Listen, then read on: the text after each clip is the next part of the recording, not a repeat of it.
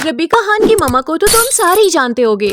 हाँ जी, वही मामा जिसकी बातों से ये वाज़ह हुआ था कि उसके ऊपर वाले पोर्शन में गोबर भर रखा है। आप यकीन नहीं करेंगे, मैं पहनने लगी हूँ अबाया। क्यों अबाया? क्यों? जिन्हें छुपना होता है ना, तो उसके लिए बंदा अबाया पहन लेता है, तभी तो जब गुर्बत थी ये चुपके रहते थे और 4 पैसे आते ही औकात दिखा दी। पर आज का टॉपिक ये दोनों माँ बेटी तो बिल्कुल भी नहीं है, बल्कि इनसे भी ज्यादा अपग्रेडेड बेगैरत हैं, जिनके सामने ये दोनों तो खड़ी भी न हो सके। वो है फातिमा जतोई, उसकी लालची माँ और एक अदद बेगैरत बाप। तेरे को डर नहीं लगता? अरे सच बोलने में कैसा डर। खैर, आज से 3 साल पहले ये फैमिली सिस्टरोलॉजी से इम्प्रेस होके फैमिली व्लॉगिंग शुरू करती है और चैनल पे पहली वीडियो इनके अब्बा ने बनाई थी। अस्सलाम वालेकुम। वालेकुम सलाम। तू तो गया बेटे। लेकिन वक्त के साथ जब लोगों ने कमेंट्स कर करके जलील करना शुरू किया कि कैसा बेगैरत आदमी है जो अपनी फैमिली सेल कर रहा है, तो ये वीडियो में से गायब हो गया, भुट्टो की तरह जो नहीं है पर है। लेकिन बेगैरती फिर भी नहीं छोड़ी, बल्कि बीवी और बेटी का कैमरामैन बन गया और ऐसे ऐसे एंगल्स से वीडियो बनाई कि ठरकी एक सेकंड के लिए भी बोर न हो। इन शॉर्ट, इन्होंने अपनी जाती ख्वाहिशों के लिए और बहुत सारी दौलत की चाहत में अपनी अंडर एज बेटी को एक्सप्लॉइट किया। जब इन्होंने व्लॉगिंग शुरू की तब फातिमा कुछ ऐसी दिखती थी, मुश्किल से 12-13 साल की छोटी सी बच्ची। और अब ये क्या से क्या हो गई है, वीडियो में साथ साथ तुम्हें पता चलता जाएगा। तो YouTube के साथ साथ फातिमा की माँ ने उसको टिकटॉक लाइव पे भी बिठाना शुरू कर दिया। और इस लालची आंटी के मुताबिक फातिमा का 24/7 टिकटॉक पे लाइव बैठे रहने का मतलब उसकी बेटी मेहनत कर रही है। तो जी इस तरह से मेरी फातिमा लाइव बैठी होती है, सारी रात मेहनत करती है, दिन को मेहनत करती है, बैठती है लाइव पर, तो अब फिर बैठी हुई है माशाल्लाह। भाई आजकल तो हर दूसरे घर में इसी किस्म के पेरेंट्स मौजूद हैं। खुद तो है ही बेगैरत, आगे से औलाद भी वैसी जिन्होंने मिशन ही बना लिया है कि बाकी लोगों को भी गफलत में डालना है। तो खैर, फातिमा को जब टिकटॉक पे गिफ्टिंग हुई, वही शेर, लंगूर, कूतरे वगैरह, तो फिर ये अपना नादीदापन छुपा न सकी।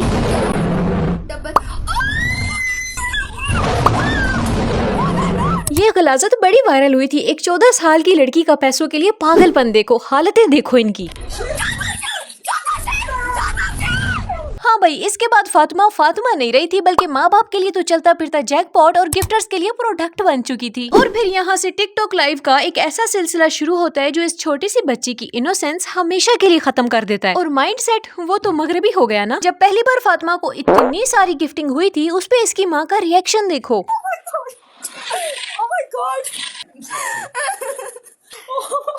जब बेगैरती के ऊपर इतनी हौसला अफजाई की जाएगी तो वो यही सोचेगी ना कि मेरे माँ बाप को इस चीज से खुशी मिलती है, नेक्स्ट टाइम मैं इससे भी ज्यादा मेहनत करूंगी और ज्यादा शेयर लेकर आऊंगी। और सोचना क्या, फातिमा ने तो ऐसा किया। अभी आज की फातिमा कितनी मेहनती हो गई है, तुम्हें अंदाजा है? फातिमा जतोई के तो अब तेवर ही नहीं मिलते, क्योंकि अब वो independent, bold, open minded girl है। एक ऐसी इंडिपेंडेंट गर्ल जो हर एक मर्द की मोहताज है कि उसे कोई शेर मार दे। और जो गिफ्टिंग करेगा उसकी फोटो भी तो कमरे में लगानी है ना। जो मुझे फर्स्ट में लायन मारेगा ना, उसकी पिक्चर मैं लगवाऊंगी।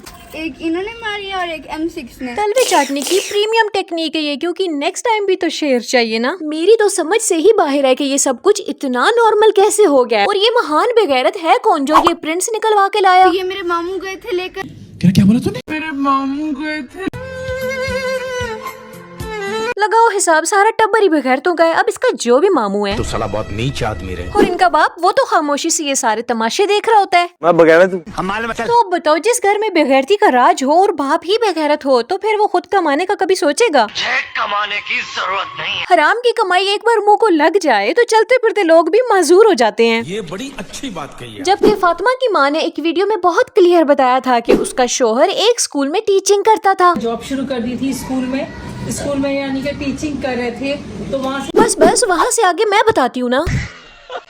तो दरअसल फातिमा की अब्बा की तबीयत गड़बड़ रहने लगी। टेस्ट करवाने पे पता लगा कि 99% तो जिस्म में बेगैरती ही बेगैरती है, जिसकी वजह से अब मेहनत मजदूरी करने का तो सवाल ही पैदा नहीं होता। हमारा सही गुजारा नहीं हो रहा। तो बस फिर कहाँ गुजारा चलना था, इसीलिए बेटी को चौराहे पे बिठा दिया। जो सर पहले ढके रहते थे खुद ही नंगे करके ठरकियों की आंखें सेकी गयी।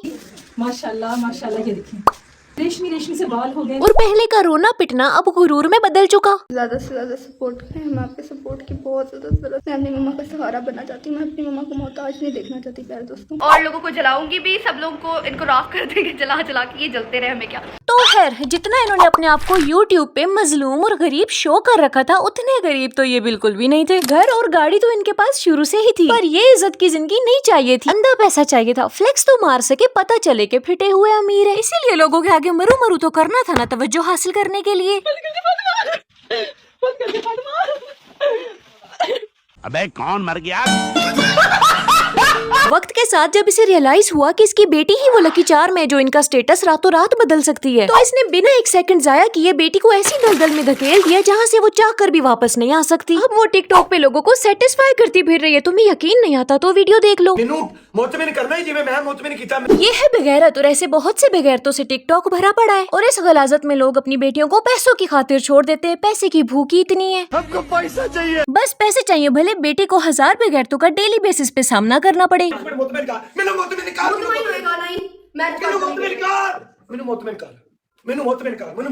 देखो देखो नंबर 1 का कमीना। और इस गटर माहौल का फातिमा पे ये असर हुआ कि ना सिर्फ उसकी ड्रेसिंग बल्कि उसकी जबान भी घटिया तरीन हो चुकी है। अस्सलाम वालेकुम मेरे प्यारे दोस्तों। तो कैसे हैं आप सब लोग? और पनिशमेंट के नाम पे तो ये लोग इससे वो चीजें करवाते हैं जो आम जिंदगी में इंसान करने का सोच भी नहीं सकता। खुसरा बन अभी खुसरा बन। What? खुसरा बन अभी खुसरा बन। ए दे ना, मैं तेरे वास्ते नाची रे। और इतना ही नहीं, ऐसी बहुत सारी उल्टी फुल्टी चीजें मान मान कर ये आज अपने माँ बाप की फर्माबरदार बेटी बनी हुई है। तेरी पहली पनिशमेंट वॉशरूम में जाएगी, पूरा मैच लेटी रही, पेलो रख के लेट जा वॉशरूम। दूसरी बोल। पता है, जब मैंने फातिमा जतोई पे वीडियो बनाने का सोचा था तब मैंने ये गंद नहीं देख रखा था। ये तो मेरी सोच से भी ज्यादा बेगैरत है। खुद ही सोचो, जब ये लाइव बैठती हैं लोग इन पे पैसे फेंकते हैं। अब ये लाइन क्या साउंड कर रही है तुम ही बता दो, मैं नहीं बोलती। फिर इन्हें किसी मखसूस नाम से बुला लो तो इन्हें मिर्चें लगती हैं। अब ये स्याह करे या सफेद करे, सारा सवाब इसके माँ बाप के नाम का, क्योंकि ये पौधा उन्होंने ही तो लगाया है। अब इनकी ये हरकतें दूसरे लोगों को कैसे अफेक्ट करती हैं? इनकी वजह से लोगों में कुछ नैरेटिव सेट हो जाते हैं, यानी इनकी लगातार कामयाबी लोगों को अट्रैक्ट करती है, जिससे आम लोग इजीली ट्रैप हो जाते हैं और फिर इन्हीं के नक्शे कदम पे चलने लगते हैं। जैसे फातिमा की माँ ने एस्ट्रोलॉजी को देखकर व्लॉगिंग स्टार्ट की थी। एस्ट्रोलॉजी और कितना लड़कियां हैं जो बिना दुपट्टों के वीडियो बना रही हैं क्योंकि उनके दिल साफ। इसी तरह अब कोई फातिमा को देखकर टिकटॉक लाइव स्टार्ट कर देगा और साथ में $1 मिलियन लाइन बोल देंगे कि हमारे दिल साफ हैं। और सबसे ज्यादा वही लोग इस जाल में फंसते हैं जिनके ईमान कमजोर है, वरना इस्लाम ने तो सैकड़ों साल पहले हर चीज को क्लियरली डिफाइन कर दिया है। अल्हम्दुलिल्लाह हमारे भी दिल साफ है। बस यही बातें तो होती हैं जो आने वाले नए बेगैरतों में वांटिंग सिस्टम को हवा देती हैं। ये नहीं होता कि अगर हमने दुपट्टा नहीं सर पर लिया तो हम कोई गलत काम करें, ऐसा कुछ भी नहीं है। अब तुम्हारे दिल साफ हैं या सोच डिटोल से धुली हुई है पर्दा, फिर भी फर्ज है तुम्हारी जदीद बेगैरत सोच से इस्लाम नहीं बदल जाता। और कैसी साफ सोच? अगर सोच साफ होती तो बेटी की इस तरह से नुमाइश न करती। अगर सोच साफ होती तो ठरकियों को अट्रैक्ट करने के सारे फॉर्मूले अपनी बेटी पे ना अप्लाई करती। मियाँ फैसल की 5 बेहया बेटियां अगर दुपट्टा नहीं लेती तो इनको भी सर्टिफिकेट मिल गया है कि ये लोग भी दुपट्टे उतार के फेंक दें, क्योंकि इन बेगैरतों का दिल साफ है। इसी तरह एक बेगैरत को देखकर दूसरा भी बेगैरत बन जाता है। और ये सिलसिला तो रुकने का नहीं, क्योंकि पाकिस्तान में अब बेगैरती की एक ऐसी चेन चल रही है जहाँ पर एक से दूसरे और दूसरे से तीसरे में तो ये चीज मुंतकिल होके रहेगी। काफी अरसे से ख्वाहिश थी कि यूट्यूब चैनल बनाऊं, उससे जो मैं बहुत कुछ बनाऊं। ख्वाहिश बेटी की नहीं अम्मा की थी कि बहुत धन दौलत होना चाहिए भाई, लेकिन जो रास्ता गलाजत का अपना लिया वो बहुत घटिया था। अब देखना कुछ जाहिल लोग आएंगे और कहेंगे तुम्हें इनकी सक्सेस से तकलीफ है, तुम चाहती हो लड़कियों को कैद कर लिया जाए, लड़कियों पे जुल्म किया जाए। पहले तो मुझे ये बताओ कहाँ से तुम्हें ये सक्सेस नजर आ रही है? जहाँ से मैं देख रही हूँ मुझे तो घनी तारीकी दिख रही है। इवन मुझे तो मेरी किसी वीडियो में ये कमेंट भी आया था, ये चाहती है अफगानिस्तान की तरह शरीयत नाफिज हो जाए। पहले तो अपने कानों को गरारे कराओ, उसके बाद सुनो कि अफगानिस्तान में शरीयत नहीं जहालत नाफिज है, वो तो दुश्मन है औरतों के। उनका तो बस चले सिनफी नाजुक जैसा लफ्ज भी वहाँ से एक्सटिंक्ट हो जाए। और पहला जवाब, हाँ भाई मैं तो चाहती हूँ कि शरीयत नाफिज हो जाए, क्योंकि जो हकूक इस्लाम ने औरतों को दिए हैं मैंने कहीं और नहीं देखे। जो लोग शरीयत लफ्ज सुनते ही डर जाते हैं उनको लगता है पता नहीं क्या ही हो जाएगा। क्या होगा भाई? सुकून हो जाएगा, बेगैरतियाँ खत्म हो जाएंगी। ये जो आई रोज तुम्हें केसेस सुनने को मिलते हैं उनमें जालिमों को ऐसी सजाएं दी जाएंगी कि शायद ही तुम अपनी जिंदगी में कोई ऐसा केस दोबारा सुनो। शरीयत सिर्फ मुनाफिकों के लिए फंदा है, क्योंकि सबसे पहले वही तो खोटे जाएंगे। मोमिनों के लिए तो आजादी है। जिनको लगता है इस्लाम में औरत घुट घुट कर जीती है, भाई मेरी तो ऑक्सीजन खुली आ रही है। और बहुत सी इस्लाम की शहजादियाँ अपनी लिमिट्स में रहते हुए बहुत कुछ अचीव कर रही हैं, अपनी जिंदगी को खुल के एंजॉय कर रही हैं। बस यही कुछ गिने चुने बेगैरत हैं जो इस्लाम में भी मिलावट करते हैं और अल्लाह का खूब शुक्र भी अदा करते हैं।